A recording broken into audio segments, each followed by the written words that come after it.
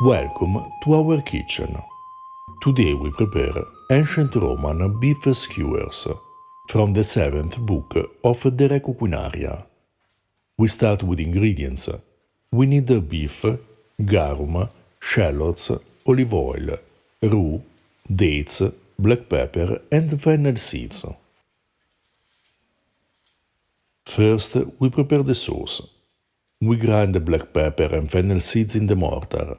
We add a minced shallot, a bit of rue, and alpha date, and dilute with garum and olive oil.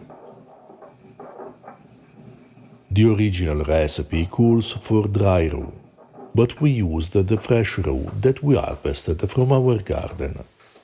Rue has a distinctive aromatic bitterness that can be difficult to replace. If you don't have rue, use another aromatic herb instead, for example mint or parsley.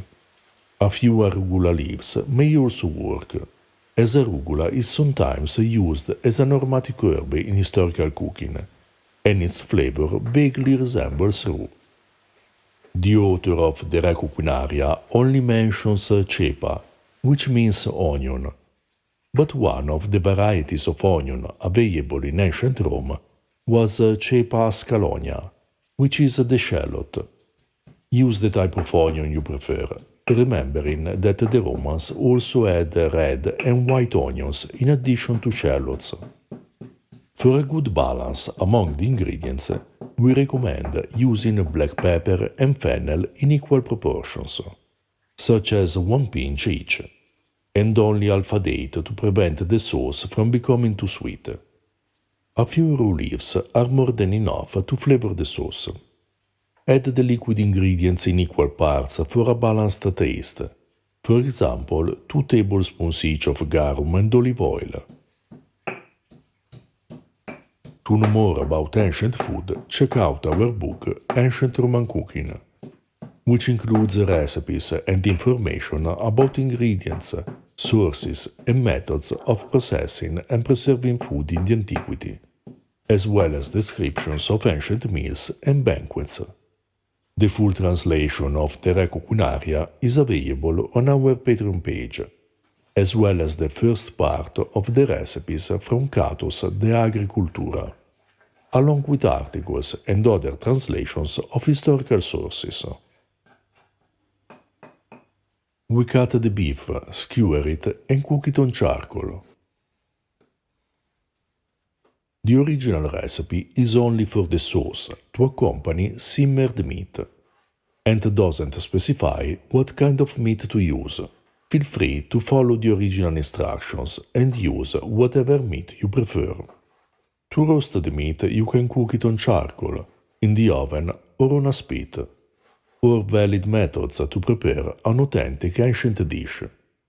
The cooking time may change depending on the size of the pieces and the cut you choose.